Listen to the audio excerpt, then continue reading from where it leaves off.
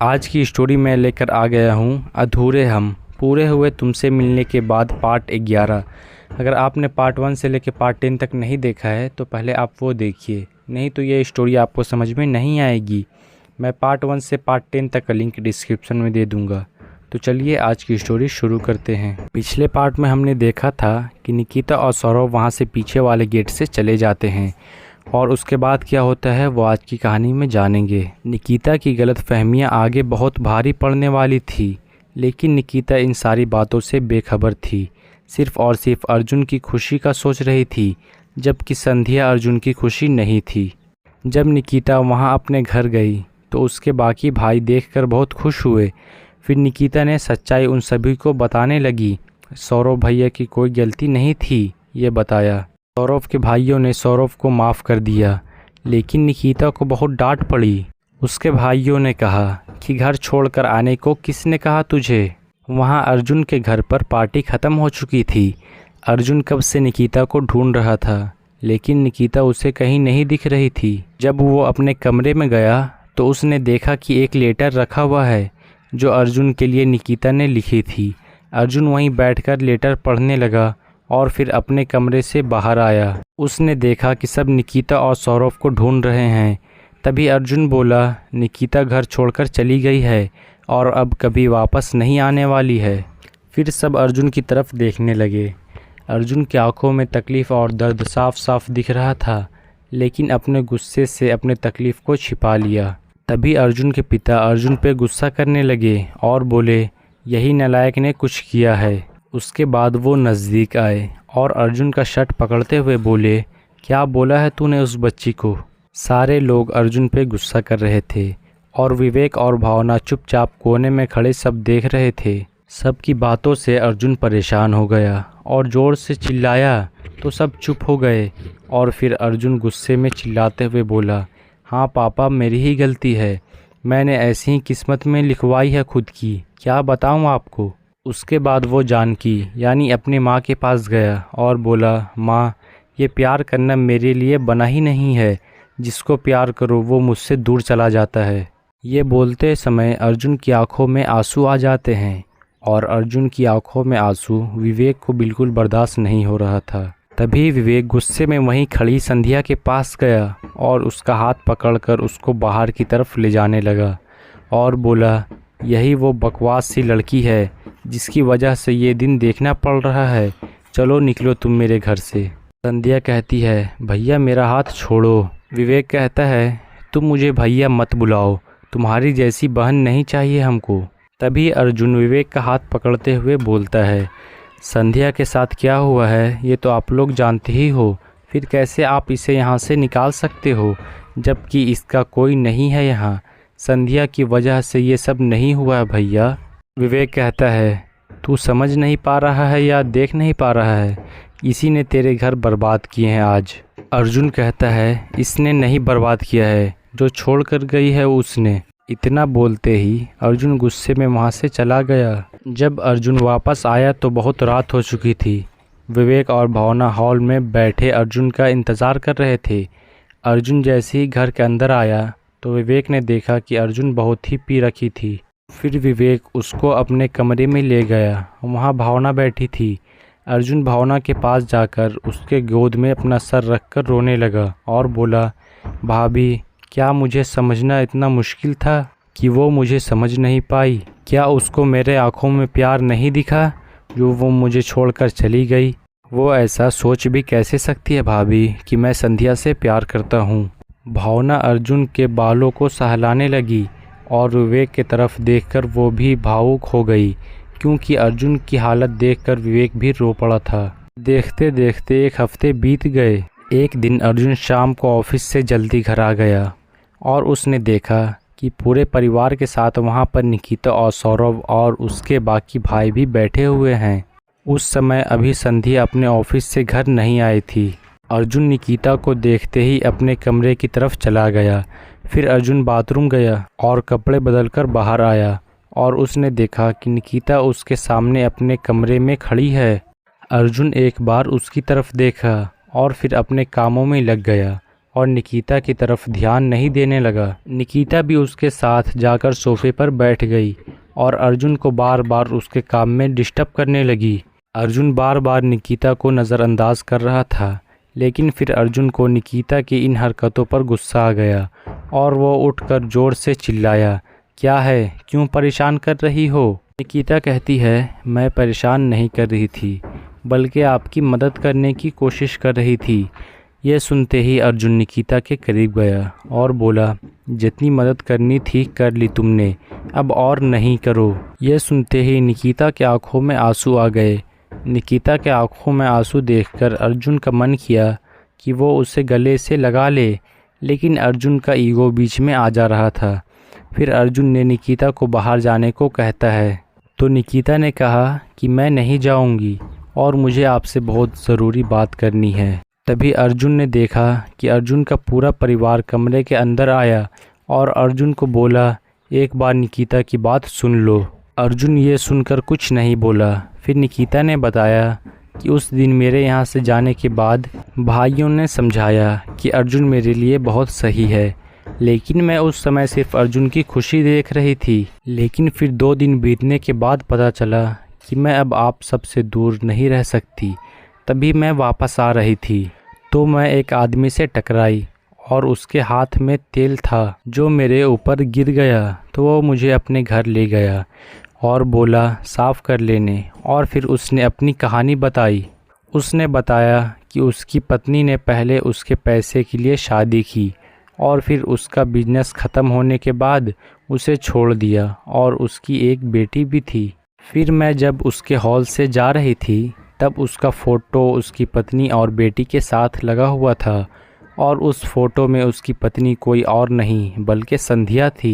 तभी विवेक बोला, लेकिन वो उसे छोड़कर क्यों आई है, जबकि वो खुद बहुत अच्छा कमा रही है, और वो यहाँ क्यों आई है? निकिता कहती है, पता नहीं भैया। अर्जुन फिर वहाँ से बिना कुछ बोले अपनी बाइक की चाबी लेकर बाहर चला गया। फिर सारे परिवार वाले भी कमरे से बाहर चले गए और निकिता वहीं पर बैठकर सोचने लगी, मुझे पता था कि अर्जुन मेरी बात पर यकीन नहीं करेंगे। फिर वो बाहर आई तो उसका पूरा परिवार तैयार था। ये देखकर वो मुस्कुराई और बोली, बहुत बहुत शुक्रिया मेरे पूरे परिवार को और मुझे माफ़ करने के लिए। तभी अर्जुन की दादी सामने आई और निकिता का सर सहलाते हुए बोली, गलतियां बच्चों से होती है और जब बच्चे खुद माफ़ी मांगते हैं तो उसे माफ़ कर देना हमारा फ़र्ज़ है। यह सुनकर निकिता दादी के गले लग गई। सौरभ कहता है, अब हम लोग को यहाँ से चलना चाहिए। रात के 9 बज रहे थे और संध्या घर आ गई थी। सारे परिवार वाले संध्या के साथ नॉर्मल व्यवहार कर रहे थे। कुछ समय बाद अर्जुन घर आया। जानकी ने भावना को कहा, गुस्सा शांत है? भावना ने जानकी की तरफ देखकर बोला, हाँ माँ। उसके बाद वहीं बैठी संध्या ने पूछा, क्या, किसका गुस्सा शांत हो गया आंटी? जानकी ने कहा, नहीं, मैं बस ऐसे ही बोल रही थी।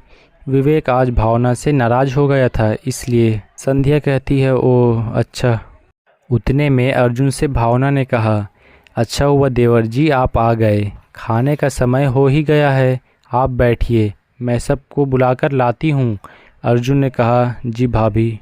अर्जुन की नज़रें निकिता को ढूंढ रही थी। तभी जानकी पास आई और बोली, किसको ढूंढ रहा है? अर्जुन हिचकिचाते हुए बोला, नहीं, मैं तो पापा को देख रहा था, अभी तक आए नहीं, क्योंकि वो कभी लेट नहीं होते हैं ना। जानकी को साफ साफ अर्जुन की आंखों में दिख रहा था कि वो झूठ बोल रहा है, लेकिन जानकी बिना कुछ बोले ही वहाँ से चली गई। भावना ने सबको खाने के लिए बुलाकर लाई। हॉल में खड़े अर्जुन को भी भावना ने खाने की टेबल पर बैठने बोला। सब वहाँ बैठ गए। फिर भावना ने खाना टेबल पर लगाया और जानकी सबको परोस रही थी। तभी अर्जुन बोला, माँ मुझे कुछ मीठा खाना है, क्या आप बना दोगी? जानकी मुस्कुराई, क्योंकि अर्जुन जब दुखी होता है तब वो मीठा नहीं खाना पसंद करता है। लेकिन अर्जुन की बात सुनकर संध्या खड़ी हुई और बोली, हाँ अर्जुन, मैं बना देती हूँ तुम्हारे लिए मीठा। याद है तुम्हें मेरे हाथ के लड्डू तुम्हें कितने पसंद थे? तभी जानकी, भावना और सुदेश जोर से चिल्लाए, नहीं। अर्जुन और संध्या डर गए और उन लोगों की तरफ देखने लगे। तभी भावना ने बातों को संभालते हुए बोला, संध्या, तुमसे हम कुछ नहीं बनवा सकते, क्योंकि हमारे घर का ये नियम है कि हम घर में आए हुए मेहमान को किचन का काम नहीं करवाते। संध्या कहती है, कोई बात नहीं भाभी, और मैं कोई मेहमान नहीं हूँ। जब संध्या ने ये बोला तो सारा परिवार उसको गुस्से की नज़र से देखने लगा। तभी अर्जुन सबके चेहरे देखकर समझ गया कि सब संध्या को परिवार का हिस्सा नहीं मानते, और फिर अर्जुन बोला, संध्या रहने दो, हम बाहर आइसक्रीम खा लेंगे। ये सुनकर संध्या के चेहरे पर मुस्कान आ गई। तभी भावना ने संध्या को मुस्कुराते देखा और उसने विवेक को इशारों में संध्या की तरफ देखने को बोला और कुछ करने को कहा। तभी विवेक बोला, हाँ अर्जुन, बहुत अच्छा सोचा तुमने, हम भी चलेंगे। संध्या कहती है, हम मतलब? विवेक कहता है, हम मतलब मैं और भावना। यह सुनकर संध्या का चेहरा उतर गया और खुशी अचानक से गायब हो गई और वो विवेक को नापसंद करने लगी, क्योंकि हमेशा विवेक ही उसे अर्जुन के साथ समय बिताने नहीं दे रहा था। लेकिन फिर संध्या खुश हो गई और सोचने लगी, कोई बात नहीं, क्योंकि अब धीरे धीरे अर्जुन की ज़िंदगी में मैं अपनी जगह बना लूँगी। सबका खाना हो गया। तभी भावना और विवेक ने कहा, आते हैं हम थोड़ा रेडी होकर फिर चलेंगे। संध्या कहती है, मैं भी कपड़े बदल लेती हूँ। अर्जुन कहता है, ठीक है। फिर संध्या कपड़े बदलने अपने कमरे में चली जाती है और वहाँ रेडी होते हुए आईने में खुद को देखकर खुद से बोलती है, संध्या, तुम्हें किसी की नज़र ना लगे। आखिर कब तक अर्जुन मुझसे दूर रह पाएगा?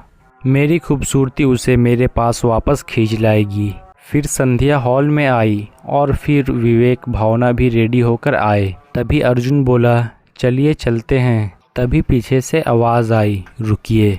अर्जुन आवाज़ सुनते ही पलटकर देखा तो उसके सामने निकिता खड़ी है। अर्जुन निकिता को देखकर बहुत खुश हो गया था, लेकिन अर्जुन खुशी बाहर जाहिर नहीं कर रहा था। अर्जुन निकिता को गले लगाना चाहता था। तभी निकिता अर्जुन के पास आई और उसने कहा, आपको मीठा खाना था ना, इसलिए मैंने आपके लिए गुलाब जामुन बनाया है। संध्या निकिता को देखते रह गई। फिर संध्या ने बोला, निकिता तुम यहाँ? निकिता कहती है, हाँ संध्या, क्या तुम्हें कोई परेशानी है?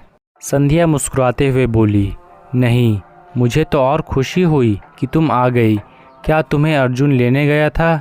निकिता कहती है, नहीं, मैं खुद आई हूँ। फिर भावना बोली, विवेक जी, देवर जी को गुलाब जामुन मिल गया, इसलिए उन्हें रहने दीजिए, हम लोग चलते हैं। संध्या कहती है, लेकिन भाभी, अर्जुन को गुलाब जामुन नहीं पसंद है, इसलिए अर्जुन तो साथ आएगा ही। भावना मुस्कुराई और बोली, संध्या, अब बहुत कुछ बदल गया है और अर्जुन को शायद 4 साल पहले लड्डू पसंद थे, लेकिन अब उन्हें गुलाब जामुन पसंद है, क्योंकि जब से मैं आई हूँ तब से मैंने देखा है कि अर्जुन हमेशा गुलाब जामुन ही खाते हैं, इसलिए मुझे पता है। संध्या फिर चुप हो जाती है और गुस्से से निकिता को घूरती है। वो चाहती थी कि अर्जुन निकिता को कुछ सुनाए, लेकिन अर्जुन चुपचाप निकिता को बस देखे जा रहा था। भावना कहती है, संध्या तुम भी चलो हमारे साथ। संध्या कहती है, लेकिन भाभी। भावना कहती है, लेकिन कुछ नहीं, बस तुम्हें चलना ही होगा। उसके बाद भावना संध्या को अपने साथ लेकर चली गई। निकिता अर्जुन के पास आई और गुलाब जामुन का एक टुकड़ा अर्जुन को खिलाते हुए बोली, माफ़ कर दीजिए, गलती हो गई मुझसे।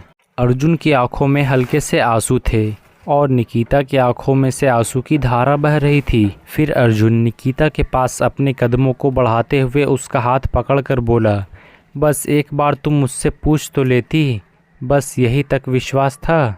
फिर निकिता ने कहा, नहीं, मैं तो बस आपकी खुशी चाहती थी।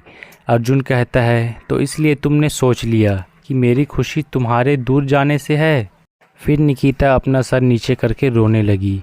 तभी अर्जुन उसके पास आया और उसके हाथ से कटोरी लेकर टेबल पे रख दिया और निकिता को अपनी तरफ खींचते हुए गले से लगा लिया और बोला, रो मत प्लीज़, तुम्हारे आँखों में आंसू देखकर घुटन होती है मुझे, लेकिन हाँ, ये वादा करो कि कभी ऐसा नहीं करोगी। फिर निकिता धीमी आवाज़ में बोलती है, नहीं, अब नहीं होगी ऐसी गलती। और फिर अपना सर ऊपर करके अर्जुन की आंखों में से आंसू पोंछते हुए बोली, अब इन आंसुओं को आप अपने से दूर कर दीजिए। फिर अर्जुन ने कुछ नहीं बोला और निकिता को सोफे पर बिठाकर खुद उसके सामने नीचे बैठ गया और बहुत समय तक बस उसे देखे जा रहा था। निकिता मुस्कुराई और बोली, क्या देख रहे हैं, कुछ बोलिए भी। अर्जुन बोला, मुझे लगा था कि शायद मेरी ज़िंदगी में प्यार आना लिखा ही नहीं है। सच बोलूं तो बहुत गुस्सा था तुमसे, लेकिन फिर जब मैंने तुम्हें अपनी नज़रों के सामने देखा तो सारी नाराज़गी दूर हो गई। उसी समय तुम्हें गले से लगाना चाहता था मैं। यह सुनकर निकिता के आंखों में फिर से आंसू आ गए और वो अर्जुन की आंखों में देखते हुए बोली, फिर गले से लगाया क्यों नहीं? अर्जुन ने सामने कुछ जवाब नहीं दिया, बस निकिता के आंसू पोंछे और निकिता की तरफ बड़े प्यार से देखते रहे। और उतने में दादू वहां आ गए और दोनों को देखकर खांसने लगे। दादू की आवाज़ सुनकर अर्जुन और निकिता एक दूसरे से दूर हुए और निकिता ने अपना सर नीचे कर लिया, लेकिन अर्जुन अभी भी निकिता को वैसे ही प्यार से देखे जा रहा था। और कब तक के प्यार से देखते रहेगा यह आपको कल पता चलेगा। अगर आपको ऐसा लगता है कि हमारी वीडियो में कुछ गलती या कुछ कमी है तो आप हमें कमेंट में ज़रूर बताइए ताकि हम अपनी गलती सुधार लें। इसका पार्ट 12 कल आएगा।